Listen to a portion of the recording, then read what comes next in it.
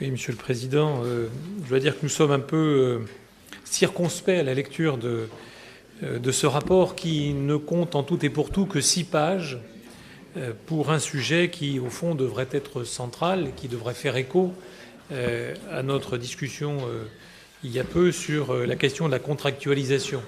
Chacun sait les défis en matière climatique, en matière de transition écologique et énergétique. 6 pages seulement, dont le rapport d'activité de l'ALEC. Il est intéressant. Il aborde surtout la question des plateformes de rénovation énergétique.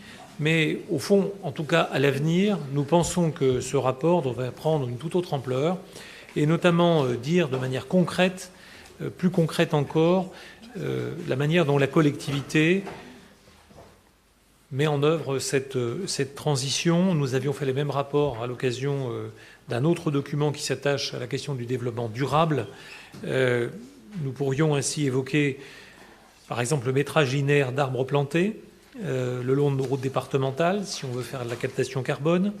Nous pourrions dire aussi quels sont les kilomètres chaque année qui font l'objet sur notre réseau départemental d'élargissement de voiries pour faciliter les mobilités douces. Et on sait malheureusement que 2019 a été une année, à l'échelle nationale au moins, de mortalité supérieure des cyclistes. Mais il s'agit bien là de mettre la mobilité douce au-devant de nos actions.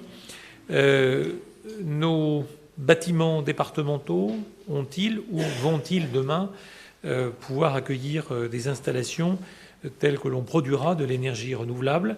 Là encore, quels sont les efforts qui sont faits en matière de désimperméabilisation des cours de nos collèges?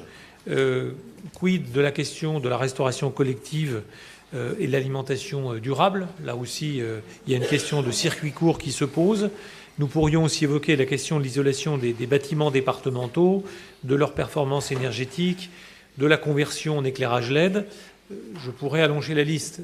Je me dis que voilà, il y a sans doute nécessité de donner à voir de manière concrète et dans le cadre d'un plan au fond. Donc sans doute que la présentation exigerait d'être corrigée pour faire place au fond du sujet.